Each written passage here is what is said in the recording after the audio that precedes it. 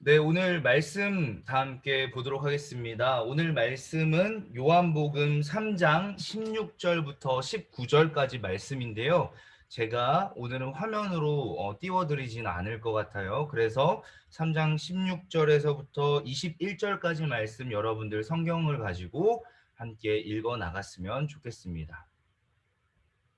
요한복음 3장 16절부터 21절까지 말씀입니다.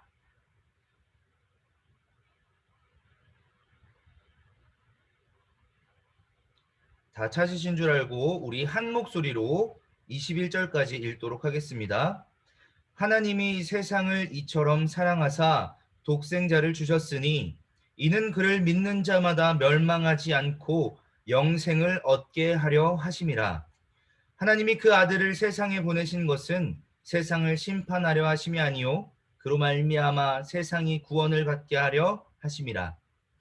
그를 믿는 자는 심판을 받지 아니하는 것이요 믿지 아니하는 자는 하나님의 독생자의 이름을 믿지 아니하므로 벌써 심판을 받은 것이니라. 그 정죄는 이것이니 곧 빛이 세상에서 왔으되 사람들이 자기 행위가 악함으로 빛보다 어둠을 더 사랑한 것이니라. 악을 행하는 자마다 빛을 미워하여 빛으로 오지 아니하나니 이는 그 행위가 드러날까 하며 진리를 따르는 자는 빛으로 오나니 이는 그 행위가 하나님 안에서 행한 것임을 나타내려 함이라 하시니라. 아멘. 네, 오늘 이 말씀을 가지고 여러분들과 함께 또 권면의 말씀으로 나아갈 건데요. 우리 2021년도를 맞이했습니다. 그렇죠? 2021년도를 맞이하면서 우리가 지난 1년들을 한번 돌아봤을 때 우리에게 어떤 일들이 있었는지 여러분들 기억하고 계실지 모르겠습니다. 저는 어쩌면 2021년도라고 얘기하면은 가장 기억에 남는 것 중에 하나가, 이거 화면 보이시나요 지금? 가장 기억에 남는 것 중에 하나가 아마 이 팬데믹이 아닐까 생각해 봅니다. 세상에 가장 큰 전염병이 돌았었고 이로 인해서 모든 일들이 정지가 됐던 일입니다. 우리가 잘 알고 있는 이 코로나19라는 바이러스로 인해서 온 세계가 마비가 되고 또 우리는 이 코로나 바이러스로 인해서 새로운 세계를 맞이하게 됐죠. 우리 요즘 이렇게 부르는 뉴노멀이라는 시대를 맞이하게 됐어요. 이 뉴노멀이라는 세계는 우리가 여태까지 살아보지 못했던 세상입니다. 그리고 새로운 정상을 이렇게 마스크를 쓰고 다니는 것이 새로운 정상이 되었던 그런 시대를 우리는 살아가게 됐죠.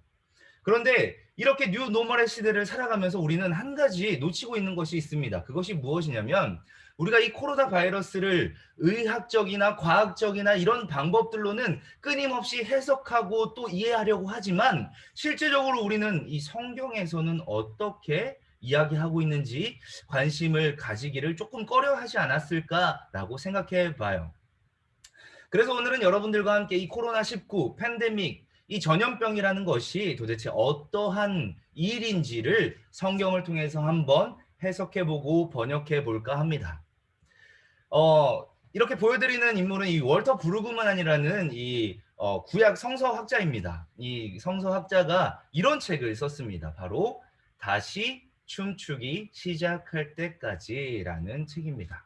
오늘은 이 책의 내용들을 가지고 여러분들한테 이 코로나 시대 우리가 어떻게 이 일들을 이해하고 살아가야 하는지 한번 살펴보도록 하겠습니다. 자, 그러면 성경에서의 전염병이 어디 나와 있는지 먼저 알아야겠죠. 성경에서의 전염병 어디 나올까요? 오늘은 간단하게 세 가지만 한번 살펴볼까 하는데요. 첫 번째로는 레위기입니다. 레위기에 나와 있는 전염병. 두 번째로는 출애굽기에 나와 있는 전염병. 그리고 마지막 세 번째로는 욥기에 나와 있는 전염병의 이야기를 한번 살펴보고자 합니다. 자, 성경에서 이 전염병의 사례 첫 번째 레위기에서 찾아볼 수 있는데요. 여러분들 잘 아시죠? 이 레위기는 어떤 책입니까?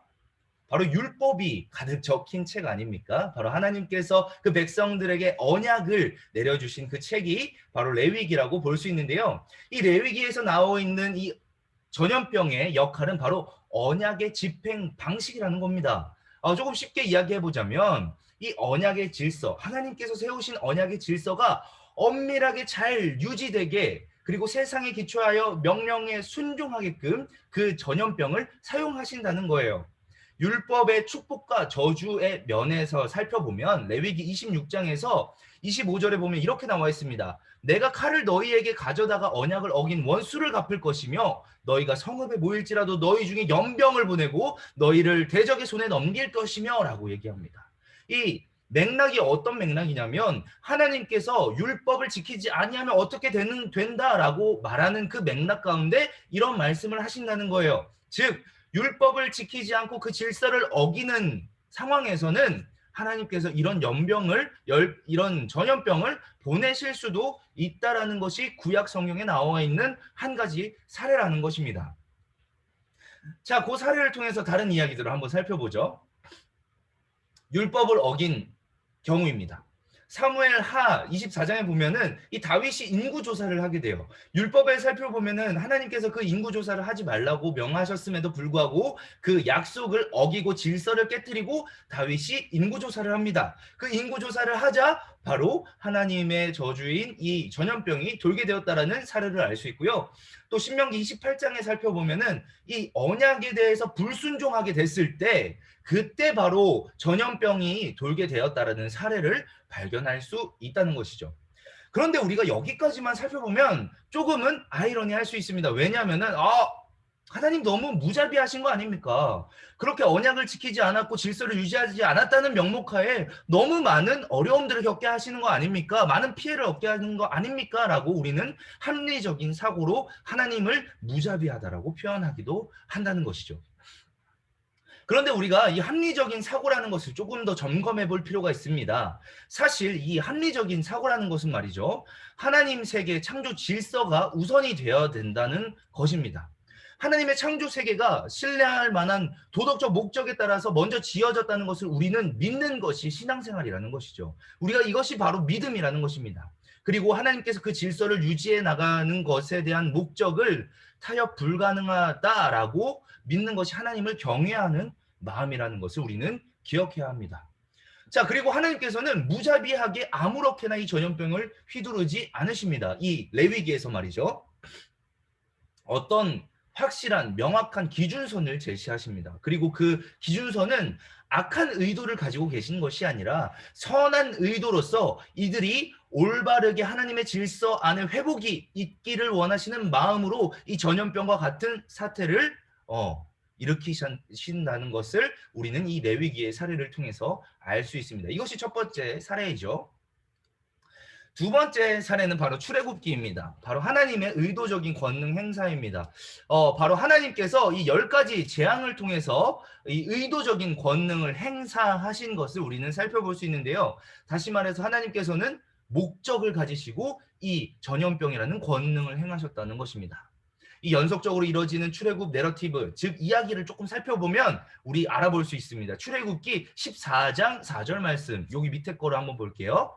내가 바로의 마음을 완악하게 한즉 바로가 그들의 뒤를 따르리니 내가 그와 그의 온 군대로 말미암아 영광을 얻어 애굽 사람들이 나를 여호와인 줄 알게 하리라 하심에 무리가 그대로 행하리라라고 하십니다. 이 일들을 통해서 10가지 이 재앙을 통해서 그 중에 전염병을 통해서 하나님께서는 새로운 역사적인 백성인 이스라엘 백성을 출현시키고자 하는 목적이 분명하게 존재했다는 것을 알 수가 있다는 것이죠. 자, 그래서 하나님의 의도는 이와 같습니다. 돌아온 탕자가 아버지께로 돌아올 목적을 가지고 이 일들을 행하신다는 것입니다. 분명한 목적과 의도가 있기에 이 전염병을 사용하셔서 이 새로운 하나님의 방법대로 이끌어 가심을 기대하시고 또 회복하시기 위해서 이러한 목적을 가진다는 것을 우린 두 번째 사례로 출애굽기에서 발견해 볼 수 있습니다. 다음으로는 세 번째 욥기에서의 사례인데요. 사실 이와 같은 목적과 이유가 분명히 있어야지 우리는 이해가 됩니다. 하지만 우리가 간과하고 있는 것이 있는데 그것은 바로 하나님께서는 지극히 거룩하신 분이시기에 자유로이 행하실 수도 그리고 자유로이 그 권능을 행하실 수 있는 분이라는 것을 우리는 믿어야 한다는 것이죠. 월터 브루그만은 이렇게까지 얘기합니다. 어떤 이유나 설명이나 책임도 없이 하나님은 전적으로 자유롭게 그분의 거룩함을 드러내실 수 있다라고 말씀하십니다. 우리는 이것을 인정해야 할 것입니다. 하나님께서 욥기에서 욥을 통해서 욥에게 하나님께서 질문을 하십니다. 어떤 질문을 하시느냐? 아주 세밀한 그 세상의 그 질서들, 세상의 원리들을 어떻게 진행되느냐를 욥에게 물어보시면서 하나님께서 진행하시는 이 섭리에 대해서 설명을 하시는 것이죠. 누가 그것의 도량법을 정했는지, 누가 주추를 세웠으며 모퉁이 돌을 누가 놓았는지, 산 염소가 새끼를 언제 치는지 네가 본 적이 있느냐, 그것을 알 수 있느냐. 그리고 더 심하게는 베헤못과 레비아탄을 이야기를 하시면서 네가 이것에 대해서 뭐 아가미를 꿰 수나 있겠느냐, 어찌 네가 그것들을 할 수 있겠느냐라고 얘기하시면서 하나님의 거룩하심을 더욱 부각시키며 욥에게 가르쳐 주십니다. 그 결과 욥은 마지막에 욥기 42장에 하나님 앞에 이런 고백을 합니다. 저는 주께서 모든 일을 하실 수 있으며 주의 계획 가운데 어떤 것도 방해받을 수 없음을 알았습니다. 라고 하나님을 경외하는 마음을 배우게 된다는 것이죠. 이것이 구약 성경에서 살펴볼 수 있는 이 전염병 사례의 세 가지 사례입니다. 이것을 정리해 보자면은 이러한 정리가 되겠죠. 첫 번째, 계약에 근거한 동등보응입니다. 계약을 위반한 자들에게 벌을 내린다라는 첫 번째 원리가 있고요. 두 번째로는 의도적으로 불형적인 영향을 행사하셔서 의도적으로 목적 가운데 이끄시기 위해서 행사하신다는 것을 우리는 또 바라볼 수 있다는 것입니다. 그 다음으로는 마지막으로 욥에서 봤던 완전한 거룩함이시죠. 우리의 최선의 설명들을 거부하시고 무시함으로써 하나님의 권능이 이 세상에서 취소하거나 돌이킬 수 없는 실제라는 것을 인정해야 된다라고 이 구약의 학자는 이야기합니다. 자, 우리는 사실 이러한 것들을 신앙적인 이성으로는 이해는 합니다. 그러나 우리가 합리성을 추구하는 세상 가운데 살아가다 보면은 사실 이와 같은 것들이 너무나 잔혹하게 여겨질 때가 있고 합리적이지 않다라고 이야기할 수도 있을 것 같습니다. 우리는 이와 같은 일들을 과학적이고 또 합리적인 상황들로 극복해내야 된다라고 얘기합니다.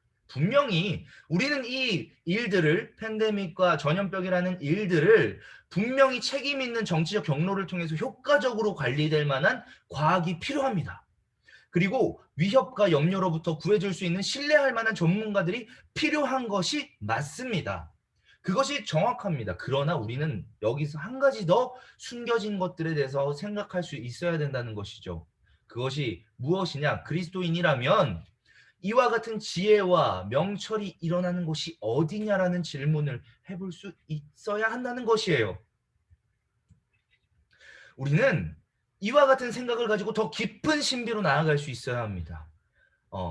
그러면서 예언자적 상상력을 가지고 더 크고 깊은 경이로움에 도달하여서 인간이 가지고 있는 추론과 제어에 갇혀있지 않는 세계임을, 하나님의 세계임을 깨달아야 한다라고 이야기합니다. 우리는 이 상황 가운데 우리의 합리성이 대단히 당혹스러운 현실을 마주했습니다. 그러나 이로써 끝나서는 안 됩니다. 그냥 당혹스럽고 말아야 될 것이 아니라 우리는 이 일들을 통해서 구약의 사례들을 통해서 기억해야 될 것은 여호와를 경외하고 악을 피해야 한다는 것입니다.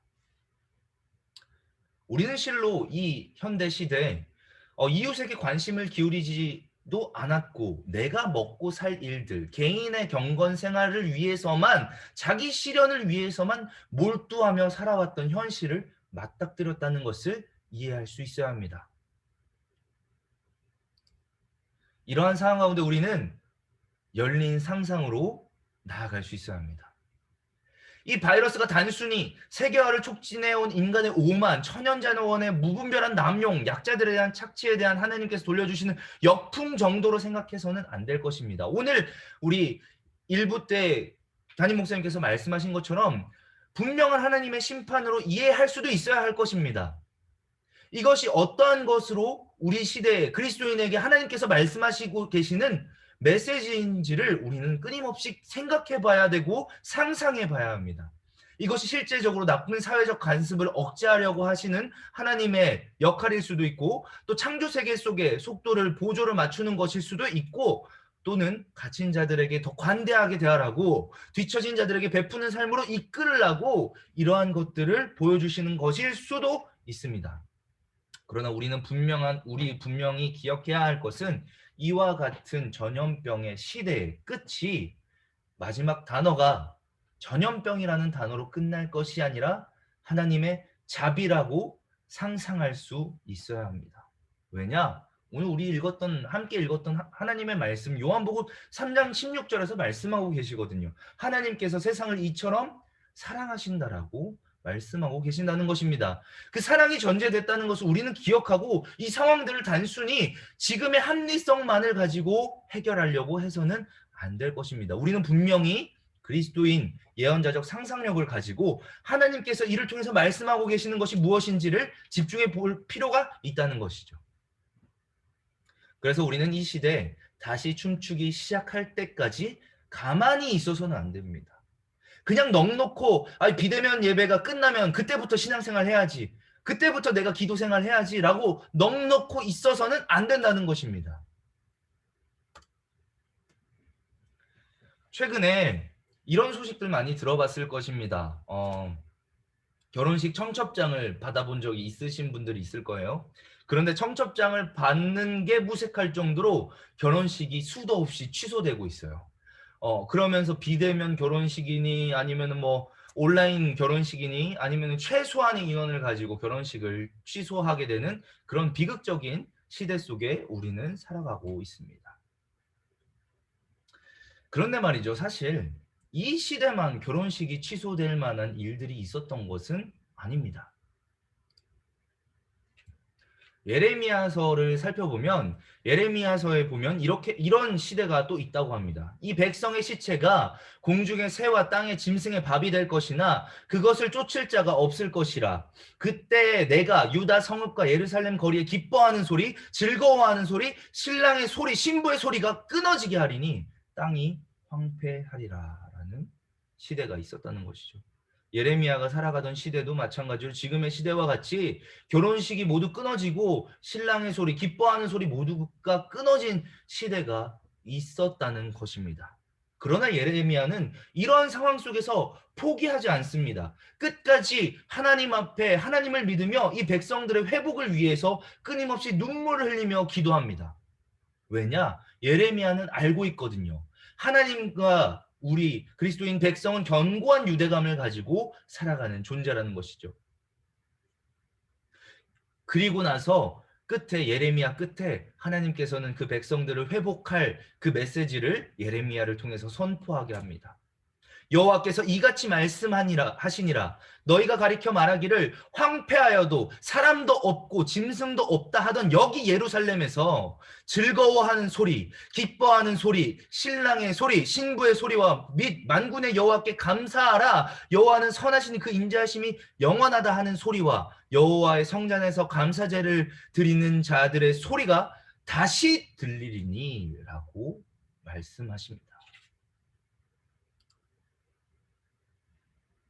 사람들은 이 상황들 가운데, 세상 사람들은 그냥 완전히 자포자기하지만 하나님께서는 이 상황들을 포기하지 않으십니다. 황량해 보이는 지금의 상황 가운데 하나님의 은혜가 가득하다는 것을 우리는 기억해야 할 것입니다. 31장 2절에 보면은 여호와께서 이같이 말씀하니라. 칼에서 벗어난 백성이 광야에서 은혜를 입었나니 곧 내가 이스라엘로 안식을 얻게 하러 갈 때에라 라고 하나님께서는 그 회복의 시대를 기약하고 있고 우리에게 분명한 메시지와 목적을 통해 이 일들을 일으키고 있다는 것을 우리는 기억해야 할 것입니다. 마무리 짓겠습니다. 지금 한 목사님의 글을 소개하려고 합니다. 이 고난 중에 감사의 찬송시를 쓴 마틴 린카르트라는 목사인데요. 이 루터파 교회의 목사입니다. 그가 사역하던 그 시대는 이 30년 전쟁이 일어나던 때였습니다. 그래서 스웨덴 군대가 쳐들어와서 1년 동안 약 8천여 명의 목숨이 잃게 되고 그는 목사로서 4천구가 넘는 시신의 장례를 치러야만 했던 아주 비극적인 시대였습니다. 또한 전쟁의 여파로 피난민들이 마을에 몰려서 그 안에 양식이 바닥나기도 했고 설상가상으로 전염병마저 돌아서 숱한 사람들이 죽어갔습니다.